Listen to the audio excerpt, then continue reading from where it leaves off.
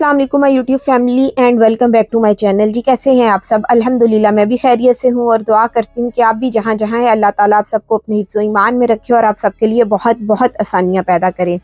जिसने भी जिस वीज़े के लिए अप्लाई किया है या जो सोच रहे हैं उनके तमाम प्रोसेस सारा कुछ अल्लाह ताला आसानी के साथ कर दें।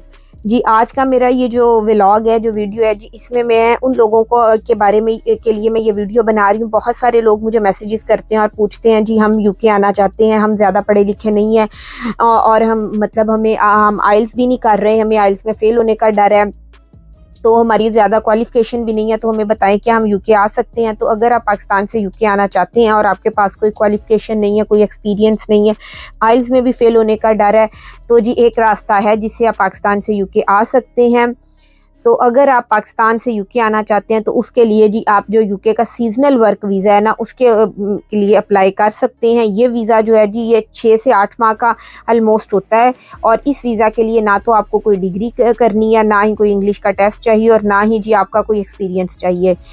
तो मैं आज की इस वीडियो में जी आपको सारी डिटेल, सारा प्रोसेस बताऊंगी कि कौन कौन इस वीज़ा के ऊपर यूके आ सकते हैं, आपने जॉब कैसे सर्च करनी है, कैसे अप्लाई करना है और इस वीज़ा के ऊपर टोटल कितनी कॉस्ट आती है। जी सबसे पहले तो हम ये समझते हैं ये सीजनल वर्क वीज़ा है क्या। जी ये एक टाइप का अनस्किल्ड वीज़ा है और एक टेम्परेरी वीज़ा है। इसके लिए ना कोई मतलब मैंने जैसा कि बताया आपको कोई डिग्री चाहिए, ना ही कोई एक्सपीरियंस चाहिए और ना ही जी कोई आपके पास इंग्लिश का मतलब टेस्ट हो वो चाहिए आपको। तो इस वीज़ा के ऊपर अगर आपने यूके आना है तो आप आ सकते हैं और इसके ऊपर आके आप काम कर सकते हैं। ये एक तरह का टेम्परेरी जो है ना वर्क वीज़ा है। चलिए मैं अब आपको बताती हूँ अगर आप इस वीज़ा के ऊपर यूके आते हैं तो आपको किस तरह का काम करना पड़ता है। जी इसमें 2 तरह का काम होता है। एक तो कह लें आप हॉर्टिकल्चर से रिलेटेड होगा और दूसरा जो है ना वो पोल्ट्री से रिलेटेड है। वो हॉर्टिकल्चर में जी आपने फ्रूट्स जो है ना वो मतलब फ्रूट्स, वेजिटेबल, सब्जियां इनको मतलब पिक करना होता है उन। और जो पोल्ट्री है तो उसमें आपको पता है पोल्ट्री में जो जिसको हम पाकिस्तान में मुर्गी खाना वगैरह कहते हैं, पोल्ट्री का जो भी मतलब काम है ना उसमें इनको वर्कर्स चाहिए होते हैं, तो उसके लिए ये वीज़ा देते हैं। तो जैसे अगर मैं आपको सब्जियों की बात बताऊं तो यहाँ पे तो आपको पता है यहाँ पे हमें सारी सुपरमार्केट से वेजिटेबल्स मिलती हैं, हमने लेके आनी होती है, वो वहाँ पे पैक हुई होती हैं, इवन लेमिनेशन की होती है उन्होंने हर चीज़ के ऊपर बड़ा अच्छा नीट क्लीन करके। और खुली सब्जियों का यहाँ पे नहीं है, तो उन चीज़ों के लिए जिन लोगों को यहाँ पे वर्कर्स चाहिए होते हैं तो उस वजह से ये वीज़ा देते हैं। और पोल्ट्री की फार्म में भी यहाँ पे इसी तरह मतलब सेम प्रोसेस होता है उनका।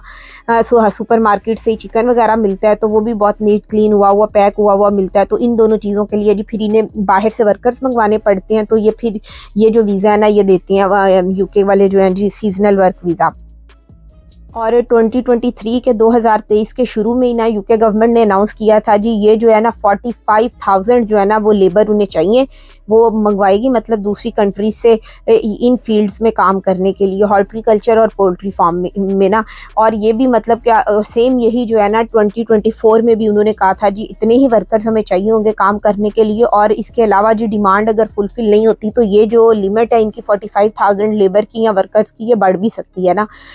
तो उसके अलावा ये 45 के अलावा जी एडिशनल जो है ना जी इन्हें 2000 जो है ना 2000 जो लेबर वर्कर हैं जी वो पोल्ट्री में भी चाहिए होंगे, 45,000 अलग। तो मतलब कि आप इन दोनों फील्ड्स के अंदर अगर आप अप्लाई करते हैं सीजनल वर्क वीज़ा तो आप आसानी से यूके आ सकते हैं। चलें जी अब मैं बताती हूँ जी इसके लिए कौन कौन एलिजिबल है, एलिजिबिलिटी का क्राइटेरिया क्या है कि क्या हर कोई अप्लाई कर सकता है। तो जी इसके लिए जी आपकी जो एज है, सबसे पहले जो यूके गवर्नमेंट की रिक्वायरमेंट है जी 18 ईयर्स होनी चाहिए। उसके बाद आपके पास लेटर ऑफ स्पॉन्सरशिप होना चाहिए। और लेटर ऑफ स्पॉन्सरशिप आपको पता ही है क्या, यहाँ का कोई एम्प्लॉयर जी आपको मतलब आप अगर जॉब अप्लाई करते हैं ऑनलाइन तो वो आपको अगर हायर कर लेता है तो फिर वो आपको एक लेटर देगा कि ये बंदा मेरे पास आ रहा है मेरे फार्म पे या मेरे पोल्ट्री फार्म के ऊपर जी ये 6 मंथ्स काम करने के लिए आ रहा है। तो मतलब वो जो फिर आपको लेटर देगा उसको कहते हैं जी लेटर ऑफ स्पॉन्सरशिप, जिसके ऊपर A to Z जो है ना आपकी डिटेल लिखी होती है। जैसे आपका नाम, यानी कि आपका नाम क्या है, आपको कितनी सैलरी मिलेगी, आपकी मतलब आप कितने मतलब मंथ के लिए यहाँ पे इस वीज़ा के ऊपर स्टे कर सकेंगे, ऐसी सारी डिटेल। और प्लस उसके ऊपर एक नंबर लिखा होता है जिसे जी स्पॉन्सरशिप नंबर, रेफरेंस नंबर कहते हैं। तो इस तरह जब आपको वो लेटर होना चाहिए आपके पास, जो यूके गवर्नमेंट की रिक्वायरमेंट है स्पॉन्सरशिप लेटर।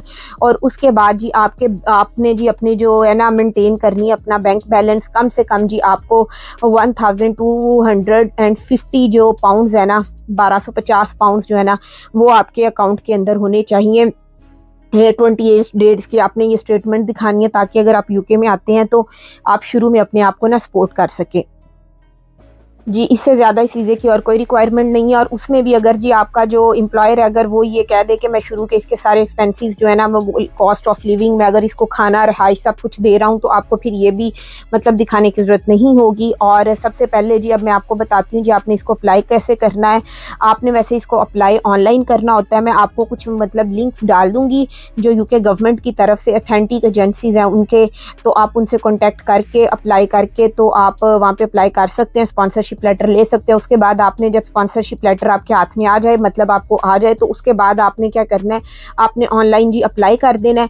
तो अप्लाई आपने ऑनलाइन करना है और अप्लाई करने की भी जो फीस है वो 259 पाउंड्स है। और उसके अलावा मैं अगर आपको बताऊं तो इस वीज़ा के लिए जी जो मतलब इसमें आपको जैसा कि मैंने आपको बताया 2 कैटेगरीज है ना, एक तो है हॉर्टिकल्चर की और दूसरी है पोल्ट्री फार्म की। तो जो अगर आप हॉर्टिकल्चर में अप्लाई करते हैं तो लाइक जैसे आपको मैंने बताया सब्जियां, फ्रूट पिकिंग वगैरह, तो ये सारे काम ना मतलब आपने करने होते हैं और इसके लिए आप साल में कभी भी अप्लाई कर सकते हैं। और पोल्ट्री फार्म के लिए में अगर आपने करना है, और वैसे सुनने में आया जो सबसे ज़्यादा वीज़े लोगों के लगते हैं ना जल्दी मतलब सीजनल में, तो वो पोल्ट्री फार्म की जो फील्ड में अप्लाई कर रहे होते हैं ना, इसकी भी मैं आपको एक अथेंटिक वेबसाइट नीचे लिंक में डाल दूंगी जो सिर्फ पोल्ट्री फार्म के मतलब स्पॉन्सरशिप देते हैं, आपको लेटर्स देते हैं, तो आप उधर भी अप्लाई ज़रूर कीजिएगा।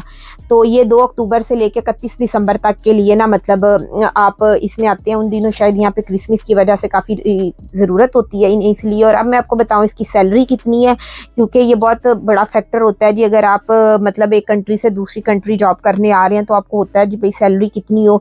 वैसे हर अलग अलग जगह की अलग अलग सैलरी होती है, लेकिन आपको जो मिनिमम वेज है वो यूके में मिलती ही मिलती है। और इसमें भी फिर एज लिमिट थोड़ी सी आ जाती है, अगर आप मतलब 18 ईयर से ऊपर के हैं तो आपको इतना पे किया जाएगा, मैं वो भी आपको मतलब बता दूंगी ना डिस्क्रिप्शन में।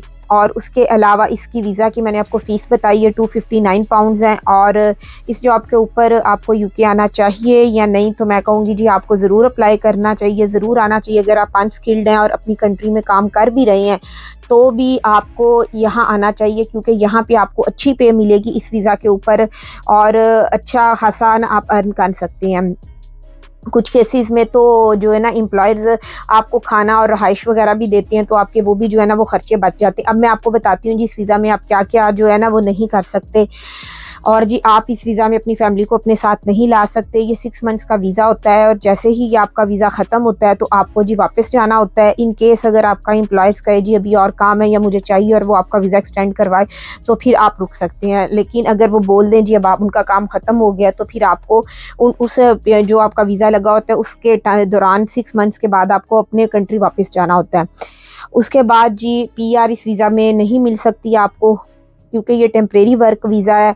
और इस वीज़ा के ऊपर अगर आप आते हैं तो यहाँ पर आके आप अपने वीज़ा को किसी परमानेंट जॉब के अंदर स्विच नहीं कर सकते, और ना ही जी आप इस वीज़ा कैटेगरी के ऊपर हो तो पब्लिक फ़ंड ले सकते हैं जी। होप सो आप लोगों को मेरा आज का व्लॉग इन्फॉर्मेटिव लगा होगा। नेक्स्ट जी मैं आप लोगों को यूके की जो यूके गवर्नमेंट की तरफ से जो रिक्रूटमेंट जो एजेंसीज़ हैं 7 जो आपको आइडेंटिफाई जिनको गवर्नमेंट ने किया हुआ है, तो उनमें आप अप्लाई करके कैसे ये इन दोनों कैटेगरीज़ में पोल्ट्री में और हॉर्टिकल्चर में वीज़ा स्पॉन्सरशिप लेटर उनसे ले सकते हैं, अप्लाई कर सकते हैं। वो मैं अपना नेक्स्ट व्लॉग अपलोड करूँगी जी। Thank you so much for watching. अल्लाह हाफिज़।